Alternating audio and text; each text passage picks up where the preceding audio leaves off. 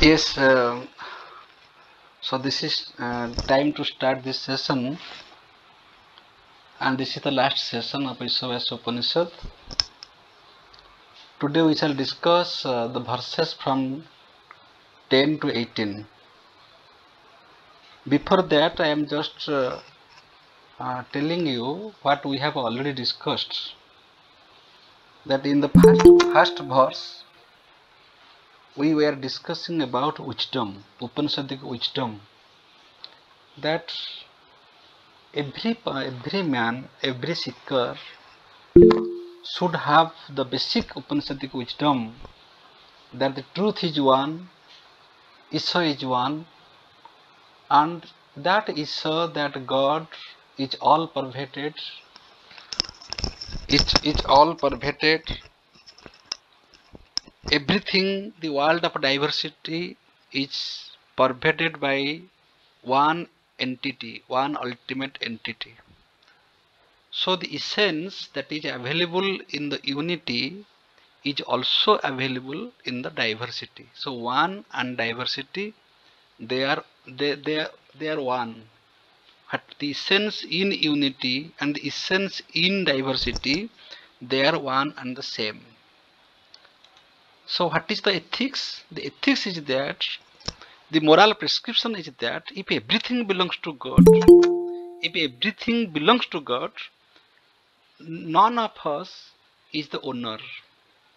We should not possess. We should not be a possessor. We should not own anything.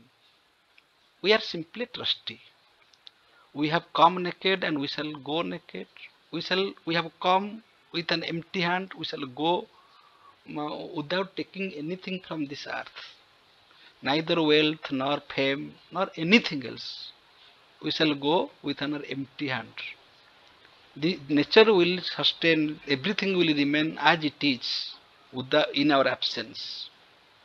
So we should not covet others' wealth. We should not possess too much. And the second ethics is tenatektana vanjita, that we should have attachment in the sense of a detachment. We should live our life in the sense of vairagya. We should live our life in a sense of detachment. That is how we can apply the Upanishadic wisdom in this practical life. In the second verse, we were discussing that if Upanishadic wisdom is not everybody's cup of tea, it is not possible by everybody, each and everybody, then one can attain that truth by means of a karma. So there are two ways. One is the karma kanda and the other is jnana kanda. If one is not capable of pursuing Upanishadic wisdom, then he can do it by doing karma, by doing right activity, right karma. So everyone desires to live a life of 100 years. But mere living 100 years by doing our action blindly without having the knowledge of Brahman, knowledge of that oneness, it is useless.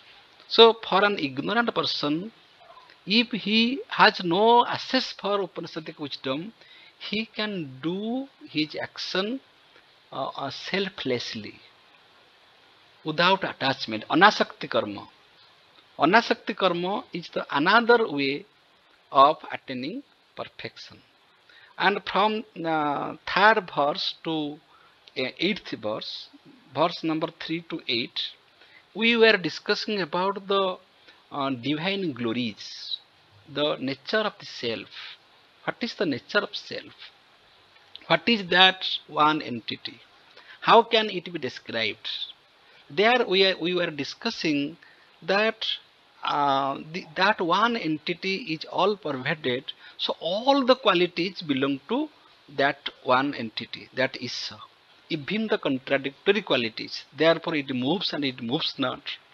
It is motionless and it moves faster than the mind. Tat ajati, tat not ajati, tat dure, tat antike. That is within ourselves and that is outside. That is Atman when it is called inside, and that is Brahman as the totality. So we are discussing the dynamic feature of the characteristic of the self, that all contradictory qualities can be applied to Brahman, can be applied to self, because it is all pervaded. So the contradictions take place in the empirical calculation, but in divine calculation there is no contradiction at all, because the divinity transcends all pairs of opposites, all dialectical opposites. So all contradictory qualities. So we can't say God is good, we can't say God is bad, because no predicate can be attributed to the subject. It is that subject which can't have any predicate. Because if we say that there is a particular predicate to a subject, so there is a duality between subject and predicate. So it is only subject, it is Purushottama, it is the supreme self, and all the predicates are merged in that subject. If we have a particular predicate that God is good or God is this, God is that, then it will limit it. So if we try to describe Brahman, then we shall limit Brahman. We can't do that, because language, through logic, we can't describe Brahman, we can't describe Atman, we can't describe Isa, God, that eternal principle. And in the 9th verse, we were discussing about the dynamics of human knowledge. That there are 3 types of knowledge: Vidya, Aparavidya, Avidya, Aparavidya, and Paravidya. Avidya is understood that it is ignorance, that we don't know something, we are in the state of ignorance, that is understood.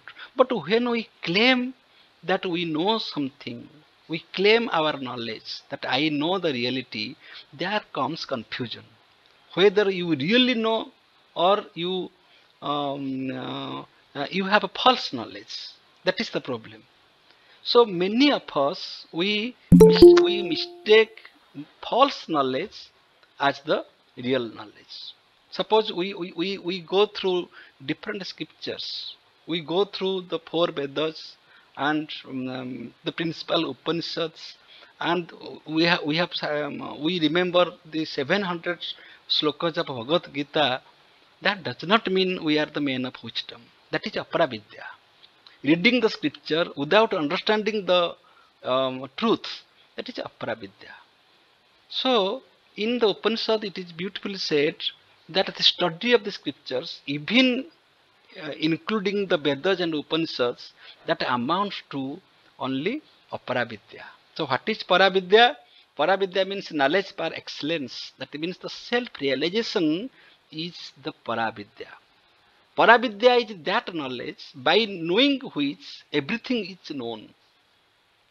Paravidya is that knowledge which liberates us, which gives us freedom. Paravidya is that knowledge where the knower, known, and knowledge are identified. There is no distinction between the knower, known, and knowledge. Jnana, Gyanta, and Gya, these 3 are one, identical in Paravidya. There is not a claimer that I know. No claim, no knowledge claim. No knowledge claim, no claimant that I know, and there is no object of knowledge. These 3 are submerged, these 3 become one. That is Paravidya. That means that is self-realization. That one becomes the truth. So knowing is becoming. I know something means I become that. I know truth means I become the truth. So when knowledge leads to transformation, self-transformation, from the lower perfection to the higher perfection, when knowledge liberates us, that knowledge is the highest knowledge. So that is Paravidya. So by mere reading scriptures, going through the scriptures and reciting the verses, slokas, and giving spiritual discourses, and having certificates, having recognition from big universities, that is not knowledge in the true sense. That is Aparavidya, that is empirical knowledge. And Avidya is the unmanifest state of knowledge. That is better. If your knowledge is not manifested, your knowledge is in the state of avyakta. For example, a child is ignorant. That does not mean the child has no possibility of knowing. That child who is ignorant in the childhood will be a great personality when that child will be grown up. That means the knowledge is latent, the knowledge is there in the potential form in the child. So the knowledge is there in the unmanifest state. That unmanifest state of knowledge is avidya, because it is not expressed. It is not expressed. So the unmanifest state of knowledge is avidya. Avidya means it is not manifested. It is there hidden in our antahkarana. It is there. It is not manifested. That is avidya. Upanishad says it is better. If your knowledge is not manifested, that is better. For example, if you don't speak anything, your quality is not known. The moment you open your mouth, the moment you speak something, your depth, your talent is known to all. So whenever we speak something, whenever we utter some words, when our thoughts are expressed through our language, people can easily judge us. What is the depth of our knowledge? So speaking is manifestation, not speaking, that is unmanifest. I don't speak means my knowledge is not manifested. The moment I speak, the moment I write something, the moment I try to express something, here my thought is, the unmanifest thought is manifested in the form of a language. So from that we can judge the depth of a person, that how far he is knowledgeable or how far he is a fool. So our quality is judged by the expression of our thought. So it is better, in the Upanishad it is said that if you are in the state of avidya, your knowledge is not manifested, then it is a better position. And such people will go to the world of darkness, because avidya means darkness. Avidya means it is a world of darkness. Vidya means light. Avidya means darkness. If you have avidya, definitely you will go to the world of darkness. But the problem is, if you have false manifestation, if you have wrong manifestation, then you will enter into the greater darkness. This is the beauty of Upanishadic teaching that is discussed in the verse 9, and a very, very important verse. This verse will come in your examination, and in everywhere this verse is discussed and quoted.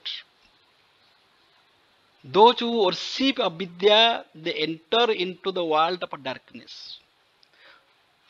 But those who worship vidya, they enter into greater darkness. Here vidya means apara vidya. Here vidya means the false manifestation, when it is not properly manifested. If something is unmanifested, suppose you are not doing anything, that is better. But if you suppose a doctor is not operating, that is better. The doctor will say that no, I am not in a condition to operate. That is better. But if he will make a wrong operation, the patient will die. So wrong operation is worse than no operation. Suppose you are a driver, but you are not in a position to drive. Better you don't drive. Not driving is better than wrong driving, because wrong driving will cause you accidents. So either you drive or don't drive, but don't misdrive. Don't drive wrongly. Similarly, if you are not guided by anybody, that is better. But if you are misguided, then that is worse than the person who is not guided. If you are unmarried, that is better. But if you are married but you are living a very unsuccessful life in your married life, that is worse. So having something is not a privilege if you don't know how to use it. So knowledge is better in common sense, in common parlance. Generally we understand that knowledge is better than ignorance. But false knowledge is worse than ignorance. Don't have a false knowledge. Don't have a false address. Suppose you don't know the address, that is better. You wait, somebody will come, you ask so many people. If you are not satisfied with one, you may ask 2 people, 3 people, 4 people, and then you become confirm and you go in the right direction.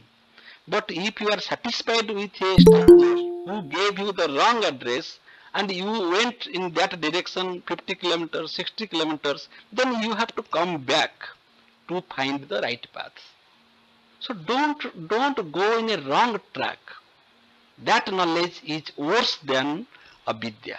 So in the Upanishad, it is discussed that avidya is better than aparavidya. But that aparavidya is not mentioned there. So many students get confused that how vidya is worse than avidya. Generally, vidya is better than avidya. But this vidya, that means the aparavidya, that means the empirical knowledge, the knowledge that is empirical, the knowledge that we use in the empirical life, the practical life, that is not the ultimate knowledge. That knowledge is not meaningless. It has pragmatic value. It has its utility. It has utilitarian value, but that is not that does not have the ultimate value. Suppose a driver has driving skill, a doctor has operation skill, a teacher has teaching skill. But at a point that skill, that quality will end. Suppose I am a teacher, I teach well, I know the skill of teaching, but that is only confined to my classroom. I can't behave in that way before my wife or my children. I can't behave in that way because that skill is confined to my classroom. If I shall take that skill to deal with all the aspects of my life, then this is not, that can't help me. So aparavidya, that is contextual, that is empirical, that is practical, that is pragmatic, but that is not ultimate value. Ultimate value, ultimate knowledge is the knowledge of oneness, that I am one, I am not this, not this, not this. This is the ultimate knowledge. So everybody should have that ultimate knowledge, that the knowledge of the unity. But the knowledge of the diversity is aparavidya. The reading of scripture is good because by reading scriptures we get knowledge, we get wisdom. That is true, but that is not enough. That cannot help you if you don't have self-realization. And self-realization is not available in the market. Self-realization cannot be taken from your teachers. Self-knowledge cannot be inherited from your father. Self-realization is very, very personal. My self-realization is my self-realization. Your self-realization is your self-realization. This self-realization of Shankaracharya is his self-realization. So self-realization cannot be transferred from one person to another person. So there are 5 students or 10 students, all are going through the scriptures, but their realization, level of realization will be different because that depend upon their layers of consciousness, their sanskara. How can they understand? How can they grasp? How can they live with that knowledge? So living with knowledge is wisdom. Knowledge means getting information, that we are informed. We are informed about truth through scriptures, that is knowledge. But when we live with that knowledge in the practical life, that is wisdom. So this is the difference between knowledge and wisdom. Knowledge means what we know. Wisdom means how we live with that knowledge. So avidya is better than Avidya is better than false vidya. Avidya is better than apara vidya. Avidya is better than empirical knowledge. So empirical knowledge has its own limit. So at a particular stage and at a particular time, that knowledge will not help us. Suppose I am driving a car, then I have to leave that car and I have to sail the boat in the river. So here the skills are different. My expertise in driving car will come to an end when I shall land on a boat, because there I need the art of sailing. And then suppose the boat is going to be drowned in the river, in the middle of the river, then I have to jump to the river and I have to swim. There I need the skill of swimming. There the art of sailing will not be required, because there is no boat at all. So when there is a boat, there is skill of sailing. When there is a car, there is skill of driving. But when I am now in the water, then I should have the expertise of swimming. So empirical knowledge will help us in a particular time, space-time context. Beyond that, it has no application. Rather, it will take our life. Similarly, we are playing different roles. The role of a father, role of a mother, role of a teacher, role of a son, role of a daughter. So when we are playing different roles, that role has a beginning and an end. My role of a father ends when there is no son. My role of a teacher ends when there is no classroom. When there is no, so this knowledge is relative by nature. It is relative to the context. But what that knowledge which is beyond all contexts, when it is applicable, when it is knowledge itself. Aparavidya means knowledge of something, knowledge of science, knowledge of religion, knowledge of philosophy, knowledge of literature, knowledge of driving, knowledge of something is aparavidya. But knowledge itself is paravidya, that by knowing which everything gets known. So, avidya is better than vidya. Here vidya means aparavidya, not paravidya. So paravidya is the highest knowledge. It is the knowledge par excellence. It is Brahma Vidya. It is self-realization. This knowledge that helps us getting liberation, freedom from suffering. That is paravidya. And every person shall attain salvation by having this paravidya. When knowledge becomes our becoming, whatever we know, we become that. This is the distinction between aparavidya and paravidya. So avidya is better than aparavidya, and vidya is the best. Vidya is the best. Similarly, there is another distinction between the unmanifest and manifest. Unmanifest means whatever is not manifested, whatever is not expressed. Here in the Upanishad, here the unmanifest is compared with the Prakriti. Prakriti is unmanifest. And the manifest means when the expression of Prakriti. I can give an example. Suppose somebody is sitting silently, we can't predict his behavior. We can't predict because he is silent. That means the Prakriti is unmanifest in that person. We can't predict, we can't judge. The moment he will behave, the moment he will interact. Yesterday I was giving an example. How can we test the mind? We can test the personality of a person when he is put into a contradictory situation. How can we test the stability of a personality? How far his personality is stable? How far he is strong in his personality? We can demonstrate it. We can demonstrate it by providing a contradictory and opposite situation. Suppose the person is sitting silently. In the interview, it is done that. In the interview, nowadays we are not testing the IQ.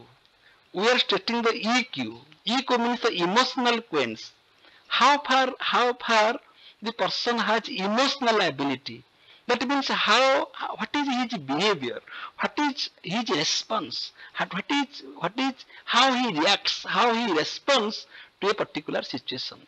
The way you respond, the way you react to a situation, that is your expression, that is your manifestation. The moment you don't react, the moment you don't respond, you are very much silent. We can't predict. We can't predict your behavior. So we can't judge a newly wedded bride that she is very good because in the initial stage her qualities are not manifested. Therefore she is judged as very good, excellent. But after 1 year, 2 years, her qualities are manifested. I am not telling about female. This is same thing about male person also. We can't predict the bridegroom, that how gentleman he is. After 1 year, 2 years of marriage, the qualities will be manifested. In many cases of marriage case, they are celebrating their marriage in a very grand way. They are spending 10 lakh, 20 lakh rupees for the marriage ceremony. But after 1 year, they are going to attend the dates in the court. They are going for divorce because the hidden qualities were unmanifest and they did not know each other. But these qualities were manifested after some days, some years. And there comes the problem. So it is common sense. There are two states of reality. The one is the state of unreality and unmanifest, and the other is the manifest. So similarly, we can say that Ishvara, God, has also these two expressions. Ishvara can be in the state of unmanifest, and Ishvara can be manifested in everything. Isavasyam idam sarvam. That means that unmanifest Ishvara. That means we can think of Ishvara. We can contemplate on Ishvara as the unmanifest, as the formless. And the same formless Ishvara can be visualized, can be perceived, can be thought of as all the forms. All the forms. So he is the one and he is the many. So one and the many are one and the same. How is it possible? Because in science we believe that material cause and efficient cause are different. Suppose we are going to produce anything, so we need minimum two things. One is the material out of which something will be produced, and the other is the efficient cause. That means the mechanic, the agent who will cause the production. Suppose we shall have roti from wheat. So there is a processing. So the material cause is there. Material cause. Suppose the clay and the pot. The clay is the material cause. Pot is the product. But there should be an efficient cause. The potter. Without the potter, the production is not possible. So the clay, potter and pot. This is the causal chain. From the clay, the pot is not automatically produced. Pot is produced out of the clay. So clay is the material cause. But without the effort of the efficient cause, the potter is not the clay. The potter is not the pot. The potter is a third person who is the efficient cause of making the transformation from clay to pot. So this is the general view, this is the scientific view. In every scientific production, we have these three things. And the other thing is also that is the processing. Even if the potter is there, the clay is there, But without the processing, the potter cannot produce the pot out of a clay. So the clay is the material cause and the potter is the efficient cause. Without that, no pot can be produced. We can apply this method in case of every production, that there must be a material cause, there must be a material cause, and that must be a efficient cause. But in the Upanishad, the material cause and the efficient cause is one and the same. Isha is, this world is created from Isha, the world is created by Isha. From and by, both are one and the same. This Jagat is created from Isha, Ekam Bausami, that one has become many by his own wish. The one wants to become many. The one wants to become many. I shall give many examples also. How Ishvara becomes many. How the same entity can become many by his own wish. He desires to become many. And he enjoys that. He enjoys his unmanifest state and he enjoys the manifest state by becoming many. By becoming many. So he is the material cause, Ishvara is the material cause. Out of Ishvara, this world has been created, and Ishvara is the efficient cause who becomes many. Therefore, there is no duality. There is no duality between the material cause and the efficient cause. There is no duality between the clay and the potter. The efficient cause himself is the material cause of this universe. What does it mean?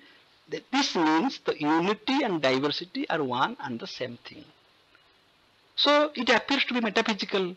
So one question will come to mind is how can we explain it in a practical life? I shall give some example. Suppose we can take the example of a mother. When a mother loves her child, loves her child means when mother feeds her child. The mother becomes the child. So when a mother becomes the child, she herself becomes the child. She does not invite the maid or sister or her mother-in-law to become the child.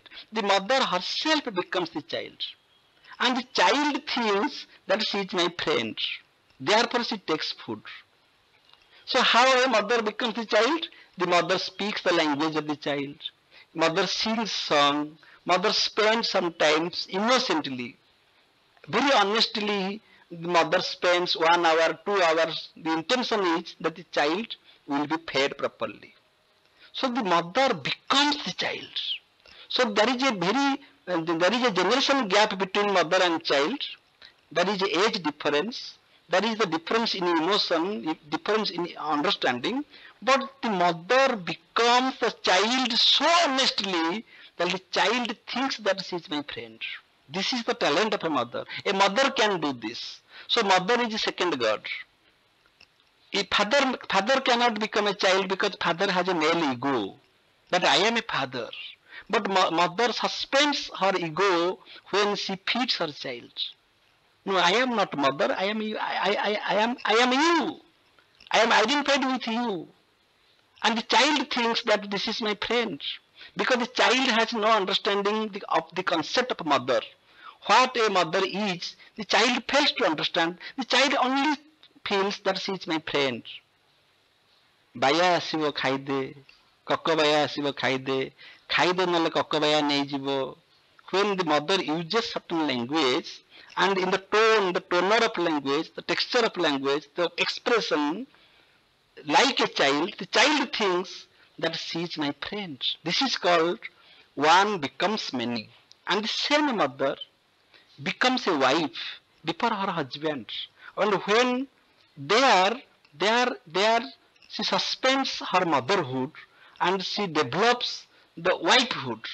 She becomes a genuine wife, she manifests herself as a genuine wife. So she has her romantic emotion before her husband. So that is another manifestation. When that same person deals with her father-in-law, there she becomes a daughter, becomes a daughter-in-law. So her behavior is different. When she goes outside and she becomes a customer in the market, she behaves differently. So who is that? Who is that? Who becomes the mother? Who becomes the wife? Who becomes the daughter-in-law? And who becomes a customer? The same person can play different roles very honestly. So one becomes many, and we all become many. We all become many, and we all do our swadharma in our particular stations of life. So one can become many. Similarly, the Ishvara, the God, that one eternal entity becomes many. Whatever we see around us, this dog is that is, this plant is that is, this stone is that is, this building is that is, this snake is that is, this river, this ocean, everything is Isa. Because Isa is manifested in different states. Similarly, ignorance is unmanifest. Our ignorance is unmanifest. And when that becomes manifested, it manifested in two ways, in the way of aparavidya and the way of paravidya. Okay, so now the question is, what should be the personality of a seeker? What should be the personality of a person? What should he worship? Should he worship only the unmanifest? Should he worship only the manifest? Or should he worship both unmanifest and manifest? Upanishad says, to be a complete personality, to have a complete wisdom, one should know both the unmanifest and the manifest. For example, when a mother is becoming a child, a mother should know that for the pragmatic purpose, for the practical purpose, I am becoming the child, but really I am not the child. Mother knows it.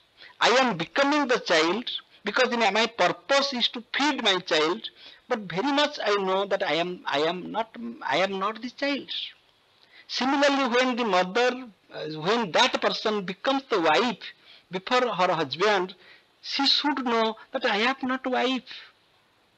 Similarly, I am not mother, I am not daughter-in-law, I am not sister. These are the different roles I am playing. I am that Chaitanya, I am that pure consciousness, I am that unmanifest.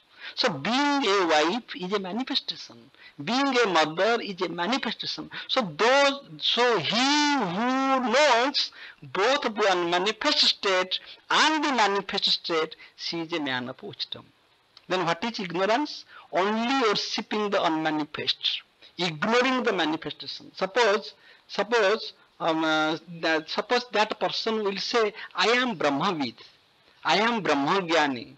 So I can't become a wife, I can't become a mother, I can't become a teacher, I can't become a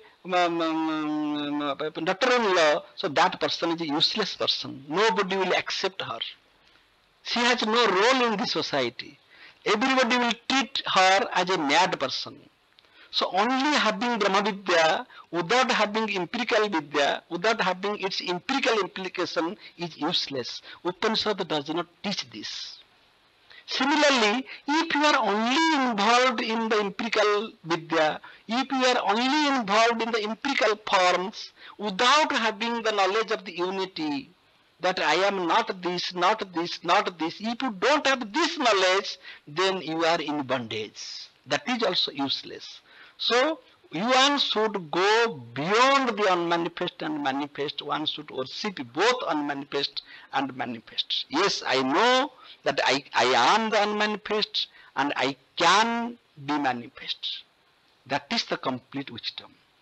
Similarly, a real seeker should know, yes, I have the state of avidya, This is Aparavidya and this is Paravidya. So knowledge is distinctive by nature. So in Sankhya philosophy, the highest knowledge is the knowledge of the discrimination. That is called Viveka Jnana. Viveka Jnana is the highest knowledge because a rational person is one who can discriminate between the varieties, between vidya and avidya, good and bad, right and wrong, prakriti and purusha, khera and akhera, dharma and adharma. Well, that discriminative sense we should have. Otherwise, we can't claim that we are men of wisdom. So, after 9 verse, in the following verses, we are dealing with the second issue, that is the dimension of the manifestation and the unmanifest. So what is the point? The point is that how should we worship? What should we worship? Should we worship only the unmanifest? Should we worship only the manifest? No, we should have a complete knowledge of the both unmanifest and manifest. So here also, in the 9th verse, it was discussed that those who worship avidya, they enter into the world of darkness, but those who worship vidya, they enter into greater darkness. In the similar tone, in the similar way, in the similar logic, here also it is said that if you worship the unmanifest only, you enter into the darkness, world of darkness. But if you worship the manifest, you enter into the greater darkness. Therefore, you have to worship both the unmanifest and manifest. The similar occasion is discussed in the verse 9, and then in the following verses 10 and 11, we are discussing about the same thing. One is the one pair is vidya and avidya. Whether we should worship avidya only, whether we should worship vidya only, or we should worship both. Similarly, here, whether we should worship the unmanifest only, or we should worship the manifest only, or we should worship both. So the answer is, we should worship, we should have awareness. Worship means awareness. We should be aware of the limitation of our knowledge. How far we are ignorant, how far we are having aparavidya, and how far we are conscious of the ultimate reality. Similarly, we should be aware of the state of unmanifest and as well as the state of manifest. Those who know both the unmanifest and manifest, they can have complete knowledge. With this, the metaphysics of Upanishad is over. Metaphysics of Upanishad is over. The epistemology is also over. Epistemology means the knowledge, the science of knowledge that makes us aware of the scope of and the limit of knowledge. What is avidya, what is aparavidya, what is vidya. Metaphysics means what is the nature of the ultimate reality, what is the nature of the self. Okay, but now in the following verses we shall discuss that there are now the seeker is having invocation. Now the seeker is praying after being aware of the metaphysics, after knowing the limit of my knowledge. Now I know what is limit of my knowledge. That was also position with Arjuna in the battlefield. Arjuna was given so much knowledge by Lord Krishna, but Arjuna failed to understand. Therefore, Lord Krishna gave him the Divya Chakyu to have the vision of the ultimate reality, that is called Vishwarupa Darshana. Because that is such a reality where your empirical logic and language will not work. So here prayer is that invocation where our logic does not work. There we only surrender. We surrender before the Isha, before God, that now I surrender. Similarly in the Bhagavad Gita, in the 18th chapter, Lord Krishna is advising Arjuna, Sarva Dharman Paritejya Mamekam Saranam Braja. Now, whatever you knew, whatever you have wisdom, now what is dharma, what is adharma, what is right, what is wrong, what is good, what is bad, everything you should surrender. Now that is the time to surrender, because by surrender only you can have that transcendental vision, not by your empirical knowledge, your mathematical knowledge, your scientific knowledge, your way of investigation, your way of doubting and clarity. By all these things, by your question and answer session, you can have the glimpse of that ultimate reality. You can't grasp that ultimate reality. Therefore, you have to surrender. Similarly, in the Upanishad, it said that after all knowledge, you have to, you should pray God.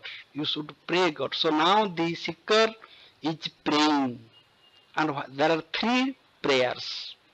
The first prayer is that, "Oh mighty Lord, oh God, you just you just uncover this golden seal, that is the Hiranyagarbha, that means the golden seal. You just uncover it, because I want to see your unmanifest state.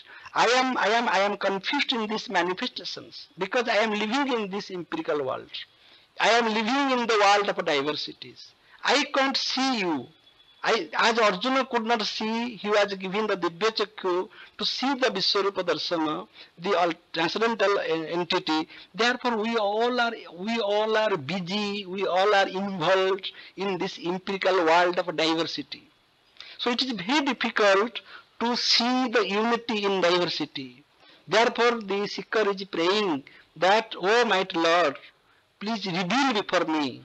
You appear before me, and you uncover this cover. You uncover this cover that has concealed your vision.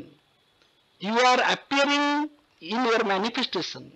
So through your manifestation, it is very difficult to be aware of you, to look at you, to feel you." So this is the prayer. This is the honest prayer of Lord, and this is the very genuine prayer. "Oh mighty Lord, you please uncover your cover so that I can see you." ଯେମିତି ମନ୍ଦିରକୁ ଗଲେ ଆମେ ଅପେକ୍ଷା କରେ ପହଡ଼ ଖୋଲିଗଲେ ଟିକେ ମୁଁ ଜଗନ୍ନାଥଙ୍କୁ ଦେଖିବି। ପହଡ଼ ଖୋଲି ଯାଉ, ସେ ପହଡ଼ ମାନେ the cover.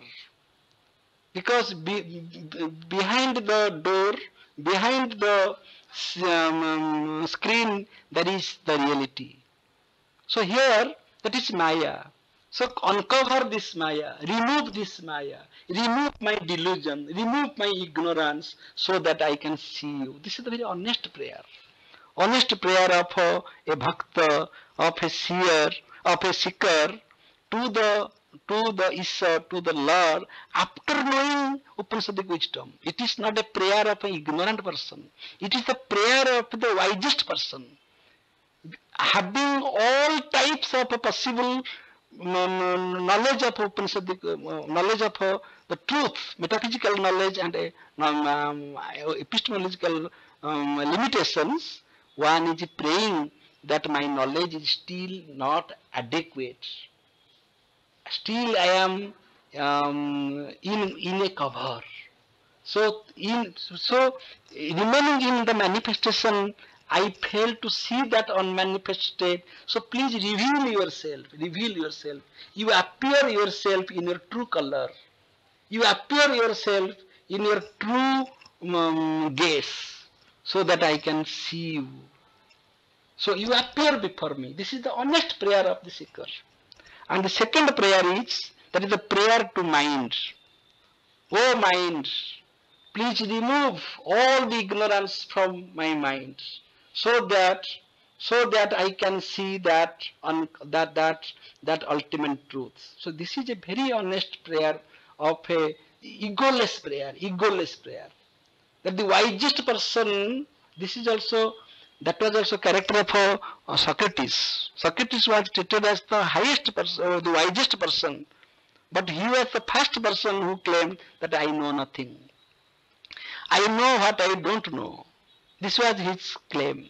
So the wisest person is so humble, he knows that his knowledge is nothing but a very small island covered by the big ocean, vast ocean of ignorance. My island of knowledge, very small island of knowledge, is covered by the vast ocean of ignorance. This is the realization of a wisest person. The ignorant person claims the opposite. The ignorant person claims that I know everything. My knowledge is complete. I shall not, that person does not have a learning attitude. So here the Upanishad says everybody should feel like a student. Every moment you think that you are learning. Every moment you think that you are learning, you are a student, you are not a teacher, you are not a expert. You are simply learning day by day.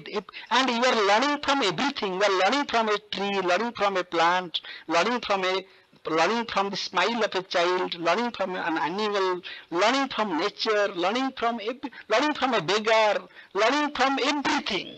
You are learning. You should have that learning attitude, so that you can have Sakhi Bhava, so that you can witness, you can become a true observer.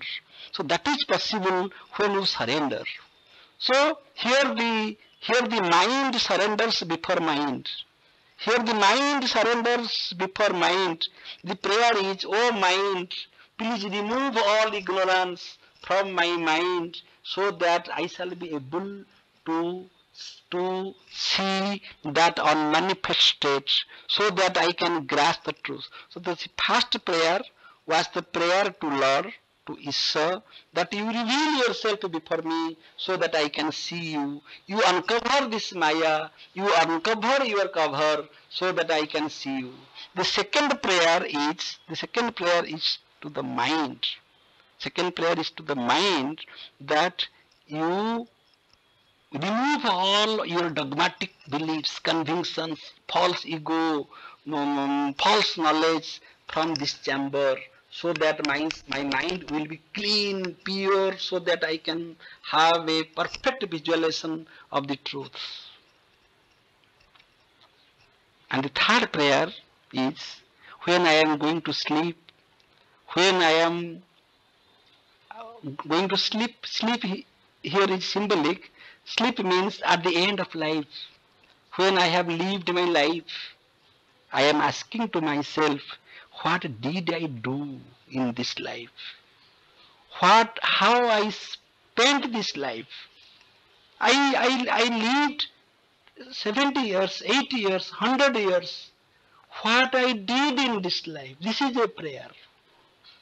This is a question to myself. What I did, how I spent this whole life. This is a very honest question to the question of a seeker to the seeker, that what I did the entire life. So he is praying to God that remove all my bad deeds, remove all my bad deeds, remove all my sin, and give me liberation, give me salvation, and liberate me. Liberate me means take me to your good, take me to your love, make me one with you, give me that vision so that I can see your glory, I can become you, I can become the truth. These are the three prayers, and with this is Upanishad ends. Very small Upanishad. It has only 18 chapters. Just in 5 minutes I am summarizing. In 5 minutes, only 5 minutes. In the first verse, in the opening verse, Upanishadic wisdom is discussed. That what is the highest knowledge? The highest knowledge is that truth is one. And that one truth is pervaded everywhere in the world of diversity. If this is so, our morality should be that we should not covet. Covet means we should not have any lobho. We should not possess too much. We should not steal others' property, and we should have a vairagya bhava. We should have attachment to detachment. In the second verse, karma is given importance. If you are unable to have this highest wisdom for an ignorant person, for an illiterate person, for a common man who is not capable of having this wisdom, that is avasyam idam sarvam, tenatektana vanjita, if this wisdom is not possible, at least you do good karma honestly. If you are a wife, be a good wife. If you are a father, be a good father. If you are a citizen of a country, be a good citizen. You do your karma, you do your sadharma perfectly. That was the teaching of Lord Krishna to Arjuna, that in this battlefield, you become a good soldier. You forget all philosophy. You forget, you are a soldier, so you should have that spirit only in this battlefield. So do your karma, and by doing perfect karma, right karma, you can attain the same goal, which is attained by the seekers of wisdom. Second verse. From the third verse to eighth verse, in these verses, the glory of divinity is discussed. That what is the glory of that Isa? What is the description of that Isa? How the Isa is defined? That he is all pervasive, he has all possible attributes, even all contradictory attributes. In the ninth verse, there is a discussion about the scope and limitation of human knowledge, avidya, aparavidya, and vidya. And then in the 10 and 11, in these verses, there is a discussion about the unmanifest and manifest. Unmanifest and manifest. And in the following verses, there is a discussion between the result of the worship of the unmanifest, the result of the worship of the manifest, and the result of worship of both unmanifest and manifest. And in the last three verses, 16, 17, and 18, these are three prayers. Lastly, the seeker is praying that you just uncover the cover so that I can see you. Oh Lord, just reveal yourself for me, I can see you. Oh mind, just remove my ignorance so I can have the glimpse of that truth. Oh self, please remember what I did in my whole life and remove my bad deeds, my sins, and make me immortal, make me liberated, make me free from this world of suffering. This is Isa Upanishad. We discuss it, and thank you all. And in the coming Saturday, we shall start a new chapter, a new paper, that is contemporary Indian philosophy. In that is fourth semester. That semester is now going on. So I hope many students will join. In contemporary Indian philosophy, we shall discuss the philosophy of Vivekananda, philosophy of Sri Aurobindo, philosophy of Radhakrishnan. We shall discuss, and so many other philosophers we shall discuss. So next Saturday and Sunday. Thank you. Hello. Hello. Sir, can you say which verse will come into our internal exam? Which verse? Will come into our internal exam? Internal